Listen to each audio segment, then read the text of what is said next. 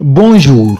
Le séjour du président Macky Sall dans la région de Thiès en vedette dans les journaux reçus jeudi à l'agence de presse sénégalaise. Les quotidiens se sont appesantis sur la visite de 4 jours à Thiès du président de la République avec les questions de développement relatives à ce voyage. Les journaux n'ont pas aussi manqué de mettre en relief les enjeux et la portée politique de ce conseil des ministres délocalisé dans la capitale du Cayor. Une marée humaine accueille le président de la République, titre Le Soleil, ajoutant tout l'itinéraire du convoi présidentiel est comme une fourmilière. Les populations sont en fête. Le déferlement est impressionnant. Cette mobilisation s'explique peut-être par le fait que dans la région de Thiès, l'État a fait d'importantes réalisations dans le domaine de l'emploi des jeunes, de l'agriculture, de l'élevage, de l'aquaculture, du tourisme, des infrastructures, selon le journal Le Soleil. Dans le même registre, l'Observateur énumère les réalisations du président Sall dans le Cayor. Le régime du président Macky Sall a beaucoup fait pour Thiès. Après le bitumage de quelques routes secondaires, on peut noter la construction de la route reliant Thiès à Tasset en passant par Notto Diobass. S'y ajoute le parachèvement de l'aéroport international Blaise Diagne et la construction de l'autoroute Ila Touba. Le journal du groupe Futur Média publie un bilan de la politique de développement menée par l'État dans la région de Thiès, notamment dans les domaines de l'énergie, de l'industrie, de la santé, de la pêche, de l'élevage et du logement.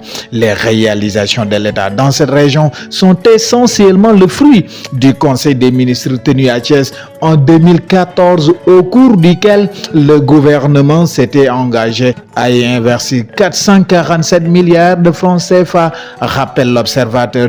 Sur le plan politique, le président de la République a foulé le sol d'une localité où sa coalition est en zone de turbulence, affirme Besbi Le Jour. L'énigme Idrissa Seck, qui est silencieux depuis quelque temps, n'arrange pas le camp de Macky Sall, croit savoir le commentateur du journal Besbi Le Jour, en parlant même de l'ancien premier ministre Idrissa Seck, farouche opposant du chef de l'État avant de regagner les rangs de ses alliés en novembre 2020. Le quotidien affirme que beaucoup de responsables politiques travaillent pour que les retrouvailles entre Macky Sall et Idrissa Seck tombent à l'eau. Tribune, pour sa part, estime qu'avec l'impressionnante mobilisation des militants venus de tous les coins, le séjour du chef de l'État à Thiès est transformé en un grand meeting présidentiel. Le quotidien parle même d'une tournée économique sous forme de campagne électorale anticipée.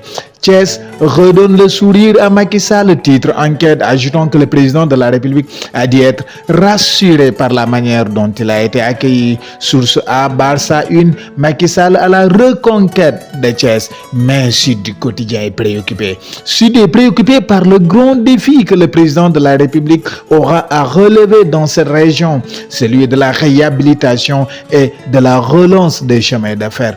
Le train sifflera-t-il de nouveau à la gare de Thiès? Se demande le Sud Quotidien, ajoutant qu'il y a là un grand défi pour le chef de l'État qui s'est engagé à maintes reprises pour la relance du train. Le journal du groupe Sud Communication consacre même un dossier à la relance des chemins de fer dans cette région, autrefois carrefour des voies ferroviaires. Il rappelle que quelques 800 anciens travailleurs des chemins de fer réclament des indemnités à l'État. Libération annonce qu'une nouvelle ville est en construction entre Thiès, Notto Diobass, Fandène et Keur Moussa.